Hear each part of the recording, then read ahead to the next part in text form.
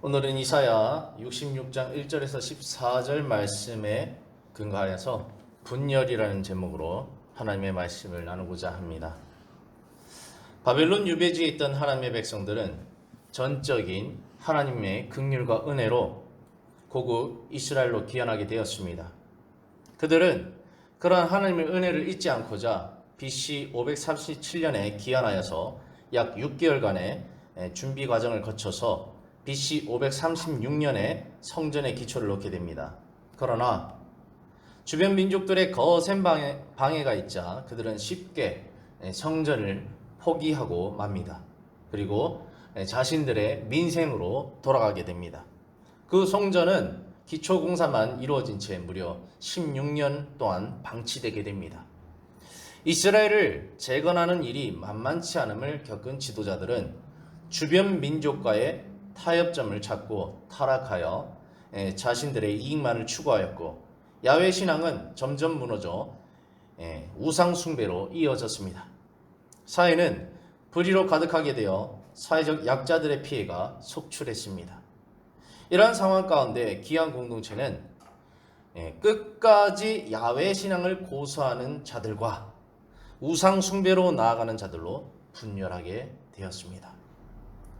오늘 본문 이사야 66장 2절에 보면 물은 마음이 가난하고 심령에 통회하며 하나님의 말씀을 듣고 떠는 자, 이러한 상황에도 불구하고 가난한 심령, 통회하는 심령, 하나님 말씀 듣고 떠는 자, 겸손하여서 어떻게 하면 이 말씀을 이 시대 가운데 지켜낼까 고민하면서 하나님 앞에 떠는 자, 경외하는 자들이 있었다라는 것입니다. 반면 이사야 66장 4절에 보면 하나님의 목전에서 악을 행하며 하나님이 기뻐하지 아니하는 것을 택하는 자, 하나님께서 기뻐하지 않은 것, 이것은 가증한 것, 바로 우상의 것입니다. 이것을 택하여 악을 행하는 자들이 하나님의 목전에 있었다는 것입니다. 이렇게 두 부류로 귀한 공동체는 분열되었습니다. 안타까운 것은 지도자들과 기득권자들, 힘을 가진 자들, 그들 중 대다수가 바로 우상 숭배와 악을 행하는 자들이었고, 하나님 편에 서서 하나님을 의지하고 회개하며 율법과 예언자의 선포에 순종하는 자들은 소수였다는 사실입니다. 에스겔서 8장을 통해 우리가 알 수 있듯이 과거 남유다가 어땠습니까? 왕과 제사장들과 지도자들이 성전에서 우상을 섬기며 성전 벽에 우상의 그림을 그리며 장로 70명은 향을 피우며 여인들은 단무스를 위해 애곡하며 25명의 사람들은 동쪽을 향해 태양신을 숭배하며 성전 안에서는 성적 타락이 이루어지고, 이러한 것들을 통해서 하나님은 하나님의 성전이 유린당하였다 진단하시고, 지도자들의 불법, 사회 정의와 공의가 무너짐, 이런 완악함의 모습들로 인해서 하나님은 진노하실 수밖에 없으셨습니다. 그래서 극단적으로 남유다를 멸망시키리라, 그들을 징계하리라 결정하시고 바벨론에게 내어주신 것이죠. 그런데 이러한 이유로 남유다가 멸망하였건만 70년의 연단을 통해서 다시 하나님 앞에 나아가는 것이 아니라 다시 개가 그 토한 것을 먹듯이, 돼지가 다시 진흙탕에 그 몸을 뒹구듯이 이스라엘은 다시 그대로 죄 가운데로 나가는 모습을 보게 되어집니다. 귀한 공동체가 다시 그러한 모습, 그러한 방향으로 나아가게 되었다는 사실 그 자체가 참으로 비극입니다. 하나님은 예언자를 통해서 이 귀한 공동체의 실상을 낱낱이 고발하고 계십니다. 3절에 보면 소를 잡아 드리는 것은 살인함과 다름없이 하고, 왜 하나님이 소 잡는 행위에 대해서 살인이라고 했을까요? 물론 제사 때 소를 잡아야죠. 근데 왜 소 잡는 행위가 살인이냐? 그들의 삶과 그들의 마음에는 하나님이 없기 때문에 소 잡는 행위가 제사와 아무 관련과 의미가 없기 때문에 결과적으로는 아무 죄 없는 소를, 하나님 받지도 않는 소를 죄다 죽여대는 살인함과 같기 때문에 하나님은 살인함과 다름없이 했다고 표현한 겁니다. 아니, 우리가 하나님께 예배드리려고 소를 잡았지 이걸 어떻게 살인하고 표현하십니까? 아니다. 너희는 살인했다. 나와 전혀 상관없는 소를 죽여댔다. 그것이 나와 무슨 상관이 있느냐? 하나님께서 이렇게 진단하시는 것입니다. 어린 양으로 제사를 드린 것은 개의 목을 꺾음과 다름없이 하며 잔인하게 그렇게 양을 죽이는 행위에 불과했다는 것입니다. 드리는 예물은 돼지의 피와 다름없이 하고, 돼지 피 얼마나 부정합니까? 성전에 돼지 피를 뿌린다는 것은 하나님은 엄청나게 모독하는 행위입니다. 부정한 것입니다. 그런데 드리는 예물, 하나님 앞에 드리는 그 예물 자체가 부정한 예물이죠. 힘없는 의인들을 죽이며 그들을 박해하며 폭력을 행사하며 불의를 통해서 불법한 방법으로 또 이방 민족들과 교류하면서 잘못된 방법으로 취한 불의한 재물을 성전에 가져서 하나님 가지세요. 하나님을 모독하는 행위죠.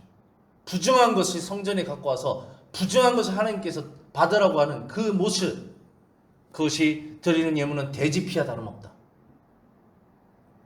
분향하는 것은 우상을 찬송함과 다름없이 행하는 그들은 이 분향하는 것, 하나님께 분향하는 것 당연히 하는 거죠. 이 분향하는 것은 하나님 앞에 기도하는 모습입니다. 근데 그것이 이방 종교와 혼합되어서 비나이다. 무엇을 위해? 자기의 종욕과 자기의 탐심을 위해 비나이다. 하나님을 도구 삼아서 우상 삼아서 비는 행위, 그 종교 이방의 종교 행위와 다를 바 없는 혼합된 그런 모습 가지고 하나님 주세요 이런 모습들. 분양한 것은 우상의 찬송함과 다름없다. 그래서 무엇보다 이런 일을 행하는 그 근본이 무엇인가? 하나님 보시기에는 자기의 길을 택하며 그들의 마음은 가증한 것을 기뻐하는 데 있다.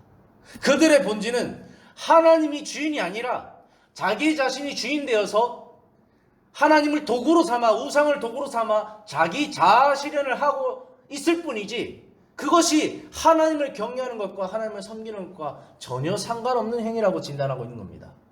그 모든 행위는 결국 자기의 기쁨을 구하는 것이었다는 거죠. 우상도 자기의 기쁨이요, 하나님도 자기의 기쁨이요, 그 샤머니즘 신앙 가운데 자기가 원하는 것을 신적 존재에 투영하여서 비나이다 하면 내게 복이 임하는 것처럼, 그렇게 이방 종교와 다름없는 잘못된 방향으로 나아가고 있는 그들의 모습을 예언자를 통해서 진단하고 있는 것입니다. 급사 오늘날 130년의 이 기독교 역사 가운데도 이러한 모습을 많이 볼 수 있었죠. 하나님은 이러한 자들을 심판하시겠다고 선포하십니다. 반면 하나님 말씀에 순종하는 자들은 책임지실 것이라 말합니다. 지금 귀한 공동체는 분열되었습니다.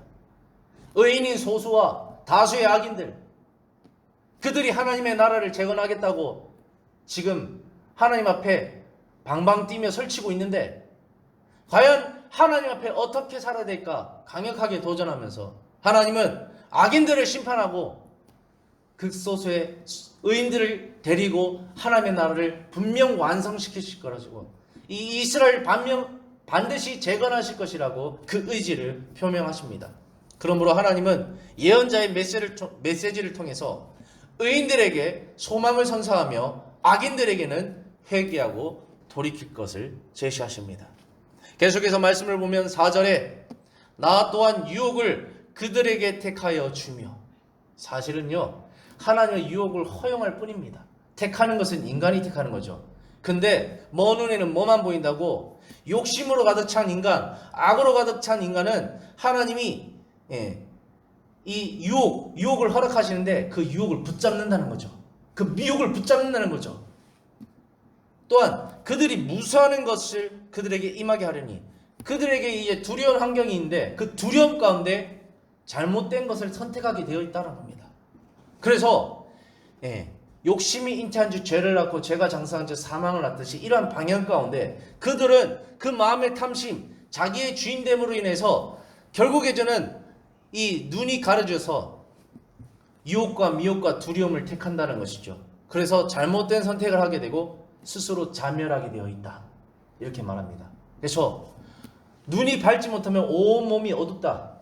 그래서 돈에 눈 멀었다. 이런 표현 뜻이 그들은 자신들의 욕심에 눈이 멀어서 결과적으로는 자초하게 돼 있다. 이렇게 하나님께서 진단한 것입니다. 왜 그렇게 되느냐? 이는 66장 4절 하반절입니다. 이는 내가 불러도 대답하는 자가 없으며 내가 말하여도 그들이 듣지 않고 오직 하나님의 계시된 지혜만이 그 미혹을 물리칠 수 있는 길이고 오직 하나님의 지혜만이 그 두려움을 물리칠 수 있는 길인데 내 마음대로 할 건데요. 하나님 저리 가세요. 하나님의 목소리 필요 없습니다. 내 자신의 목소리를 따라 살겠습니다. 이런 마음의 태도의 밭이 그 삶을 파탄에 이르게 한다는 것입니다. 내가 불러도 대답하는 자가 없으면 내가 말해도 듣지 않건 남의 말 안 듣는 사람 길이 없습니다. 하나님 말 안 듣는 사람 길이 없습니다. 망할 수밖에 없는 것이죠. 그래서 오직 나의 목전에서 악을 행하며 내가 기뻐하지 아니하는 것을 택하였음이니라. 스스로 택해서 스스로 자멸하는 것, 그것을 하나님께 책임을 돌릴 수 없다는 것입니다. 스스로 판 무덤에 스스로 묻히게 되는 그런 방향성을 하나님께서 제시합니다. 왜 이렇게 강력하게 제시하느냐? 악인들아, 스스로 자초하지 말고 회개하라. 예언자를 통해 들려지는 이 하나님의 말씀 배척하지 말고 들어라. 이렇게 강력하게 하나님께서 도전하시는 것입니다.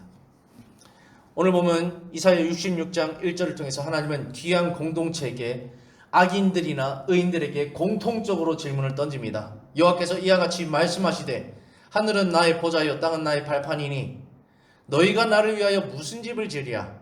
내가 안식할 처소가 어디랴? 너희가 아직도 성전 중심의 잘못된 신앙을 갖고 있다. 하늘은 나의 보좌고 땅은 나의 발판이다. 그 만들어진 성전, 그 벽돌로 지어진 그 좁아 터진 성전에 내가 갇힐 자라 생각하느냐? 물론 성전에도 내가 역사하지만 나는 나의 처소가 온 우주 만물이 바로 내 성전이다. 착각하지 마라.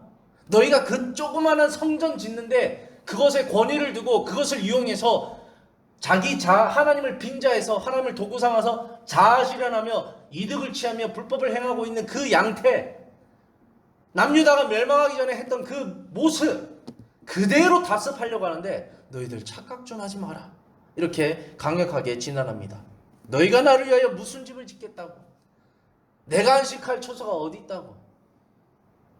2절 나 여호와가 말하노라. 내 손이 이 모든 것을 지었으므로 그들이 생겼느니라. 나는 창조자다. 그 성전이 중요한 게 아니다. 내가 요구하는 건 무엇이냐? 성전보다 중요한 너희들의 삶이다. 이렇게 진단한 겁니다. 그래서 물은 마음이 가난하고 심령이 통회하며 내 말을 듣고 떠는 자 그 사람은 내가 돌보려니와. 내가 원하는 것은 성전이 아니다. 예루살렘 성전을 회복하고 예루살렘 성읍을 회복하고 이스라엘을 재건하는 것 물론 내가 허락한 뜻이지만 그것보다 더 본질이 하나 있다. 그거는 너희의 삶이다. 너희 삶을 돌이키지 않는 한 너희가 아무리 예루살렘 성전을 재건한데 그게 재건이겠느냐? 그게 부흥이겠느냐? 그건 나와 상관없는 일이다. 내가 요구하는 것은 너희가 가난한 심령을 통해서 내 말을 듣고 떠는 자가 되는 것. 그 사람을 내가 돌보기를 원한다. 이게 진정한 부흥이고 진정한 재건이다. 사람이 바뀌어야지 건물이 바뀌어서 되겠느냐? 이렇게 진단하시는 겁니다. 하나님은 계속해서 하나님 앞에 겸손한 자들, 순종하는 자들을 책임지실 것이라고 하나님께서 요청하십니다. 여호와의 말씀으로 말미암아 떠는 자들아, 겸손한 자들, 순종하는 자들을 떠는 자들아 이렇게 표현했습니다. 경외하는 자들, 떠는 자들아 그의 말씀을 들을지어다. 이르시되 너희 형제가 너희를 미워하며 내 이름으로 말미암아 너희를 쫓아내며 이르기를 여호와께서는 영광을 나타내사 너희 기쁨을 우리에게 보이시기를 원하노라 하였으나 그들은 수치를 당하리라. 너희 하나님이 살아계신다면 우리가 너희를 쫓아내는데 너희 한번 잘 되는 거 한번 보자. 이렇게 하나님 우러하는 행위죠. 그런데 중요한 것은 이 예루살렘 성읍을 차지한 기득권 다수 악인들 하나님께서는 수치를 당하게 하고 이 예루살렘 성읍 여기서 쫓겨난 소수의 의인들 반드시 하나님께서 책임지시겠다는 겁니다. 역전시키겠다는 겁니다. 그래서 너희 형제가 너희를 미워하며, 이것은 중의적 표현이 있습니다. 첫 번째로는 실제로 예루살렘 귀한 공동체 안에 힘을 가진 악인들, 기득권 다수 형제를 뜻하는 것이고, 더 나아가서는 지금 예루살렘을 둘러싼 이방 민족들, 사마리아 사람들, 혼혈 민족들이 예루살렘에 있는 지금 남유다와 소수 베냐민 지파가 섞인 이 귀한 공동체와 지금 혼혈된 열 지파가 지금 주변에 혼혈 민족으로 살아가고 있지 않습니까? 그래서 이 주변에 박해하는, 지금 예루살렘을 박해하는 이 혼혈 민족들에 대해서 형제들로 표현한 것입니다. 그래서 중의적인 표현이 있죠. 중요한 것은 너희 형제가 너희를 미워하며 내 이름으로 말미암아 너희를 쫓아내며, 지금 열악한 상황 가운데 있지만 중요한 것은 환경이 아니라 하나님 말씀으로 말미암아 떠는 게 중요하다는 겁니다. 그 떠는 자들은 반드시 전화위복이 될 것이고 하나님이 승리를 줄 것이고, 사람을 무수하고 지금 주변 민족들을 무수하고 악인들을 무수해서 벌벌 다른 쪽으로 떠는 자들은 반드시 수치를 당할 것이라, 이렇게 말하는 것입니다. 그래서 신약에 바울이 도전했던 것처럼 사람의 기쁨을 구할 것인가 하나님의 기쁨을 구할 것인가 택하라, 강력하게 하는 것처럼 예언자를 통해서 이것을 말씀하고 있는 것입니다. 이사야 66장 6절을 보면 떠드는 소리가 성읍에서부터 들려오며, 이 떠드는 소리는 하나님께서 심판하셔서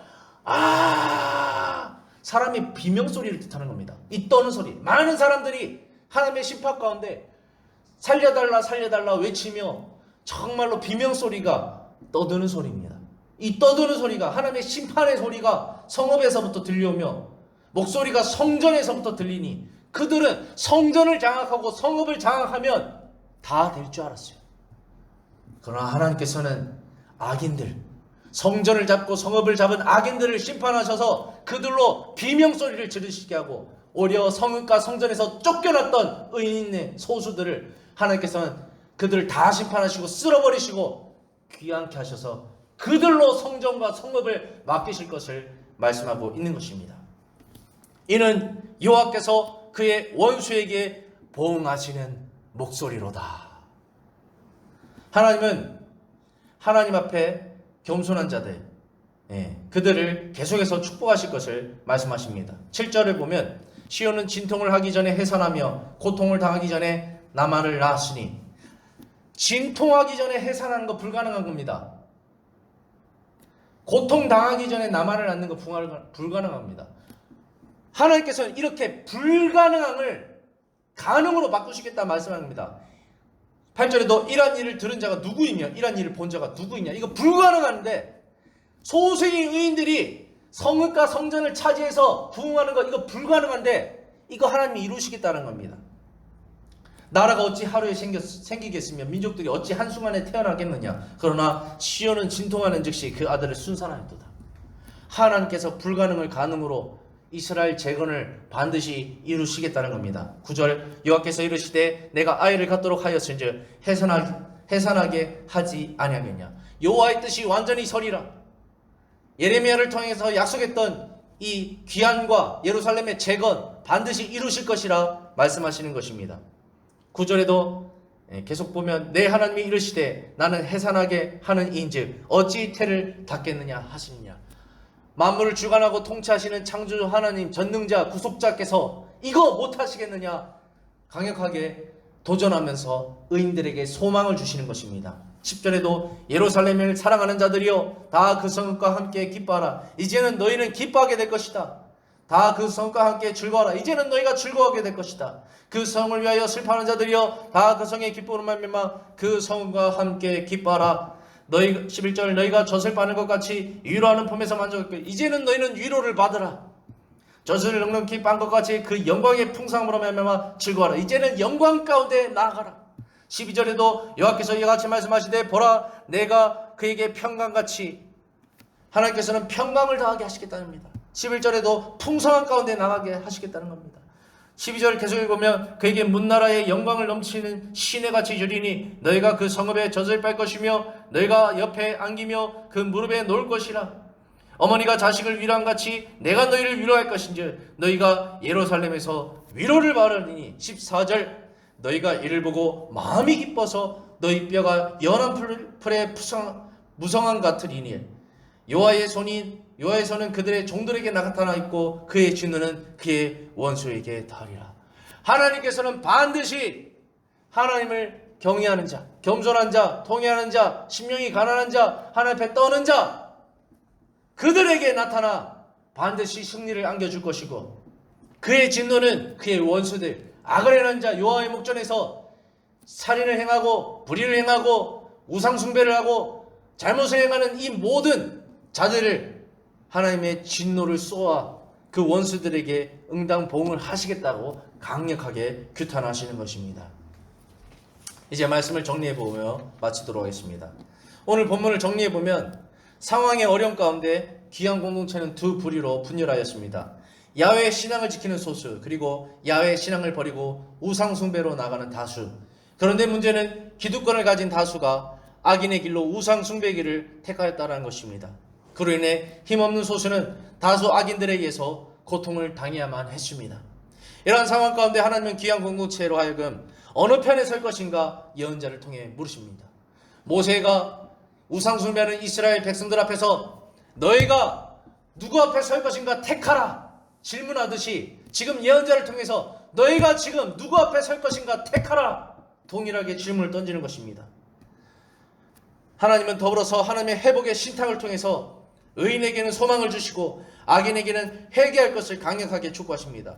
하나님께서는 분명 하나님을 경외하는 자들에게는 반드시 책임져 주시고 승리를 안겨주시고 악인들에게는 응당보응하시겠다가 수치를 당하게 하시겠다고 말씀하십니다. 따라서 하나님 편에 선 자들은 기뻐하고 즐거워하며 위로를 받으며 풍성한 가운데 평강 가운데 나가게 하겠다 말씀하시는 것입니다. 그러므로 하나님의 봉이 임하기 전에 수치를 당하기 전에 악인들은 반드시 예언자의 말씀을 듣고 회개하며 야훼께 돌아와야만 하는 것입니다. 사랑하는 성도 여러분, 오늘 본문은 우리에게 강력하게 질문을 던집니다. 여러분은 지금 누구 편에 서서 계십니까? 누구를 섬기고 계십니까? 여러분은 과연 하나님의 일하심을 믿고 계십니까? 그리고 그분을 믿고 따라갈 수 있겠습니까? 오늘 본문의 놀라운 사실은 거룩한 예루살렘 성, 거룩한 예루살렘 성읍 가운데 우상 숭배와 타락과 불법이 자행되었다는 사실입니다. 우리도 사실 설마 그런 일이 있을까 생각하지만 기독교 130년간의 교회의 역사가 그랬습니다. 교회 안에 우상 숭배가 있고 교회 안에 이 물질의 우상, 물질로 해서 교회가 분열되고 소송 걸고 고발하고 성도 간의 다툼과 또 목사파와 장로파가 나뉘어져서 분열하고 싸우고 하나님은 온데간데 없는 불의만 가득한 그런 모습들이 사실 우리 기독교 130년의 역사와도 같습니다. 이 이스라엘 백성들의 성전 역사도 항상 그랬습니다. 그러므로 어느 시대나 이렇게 하나님을 빙자한 악인들이 존재한다는 사실 앞에 또 하나님께 순종하며 떠는 의인들이 존재한다는 사실 앞에 교회란 곳이 사실 그러한 곳이라는 사실 앞에 우리는 과연 내가 이 교회 공동체 가운데 어떻게 신앙생활을 해야 할까? 정말로 경각심을 가지게 합니다. 우리의 인생은 사실상 조금만 어려움에 처해도 그리스도인의 신앙을 뒤로하는 죄성을 가진 존재입니다. 기독교 역사 이래 그러한 일들이 비일비재하였고 이 문제는 비단 귀한 공동체만의 문제가 아니라 인류 역사와 늘 함께하는 문제였습니다. 하나님을 택하며 좁고 협착한 길을 걸어갈 것인가? 아니면 우상숭배하며 넓고 편한 길을 걸어갈 것인가? 하나님을 택하여 정의와 공의를 행하며 그 어려운 길을 걸어갈 것인가? 아니면 타협하고 불법을 자행하면서 넓은 길로 편한 길로 걸어갈 것인가? 항상 우리 앞에 신앙생활하는 우리 앞에 이런 도전들이 놓여 있습니다. 사랑하는 성도 여러분, 저와 여러분은 분명 위기 가운데도 위경에서 건지시는 살아계신 하나님만을 믿어야 할 것입니다. 그러므로 우리 인생 가운데 어떠한 어려움이 다가온다 하여도 세상과 타협하여 세상의 종로로 타지 않고 우상 숭배하지 않고 오직 하나님만을 섬기기를 작정하며 예수 그리스도께서 이미 걸어가신 정의와 공의의 길, 사랑과 용서의 길, 희생과 섬김의 길, 구제와 선교의 길, 화목과 평안의 길을 꼭 걸어갔으면 좋겠습니다. 이러한 삶의 예배가 하나님께서 원하시는 건물로서의 삶이 아니라 정말 내 삶 속의 예배가 넘치기를 소망하며 나아가기를 원합니다. 비록 혹여나 내가 다니는 교회가 지금 진단된 귀한 공동체의 예배 공동체와 같을지라도 내가 보기에 내가 다니는 교회가 불법이 많고 본질상 하나님과 떠나 있고 타락하였다 진단될지라도 나만큼은 정말 사대교회 하나님께서 택한 의인, 흰옷을 입은 의인이 있다, 그를 바라보고 그 교회를 붙들고 계시듯 나는 정말로 하나님 뜻을 행하리라 작정하며 이 교회 상황 가운데, 이 시대 상황 가운데 꼭 나아가셨으면 좋겠습니다. 그러한 저와 여러분이 되기를 소망하며 성령님께서 꼭 이러한 삶을 살 수 있도록 이 무능력한 우리 죄인들을 붙잡아 달라고 강력하게 기도하는 시간이 되었으면 좋겠습니다. 기도하겠습니다.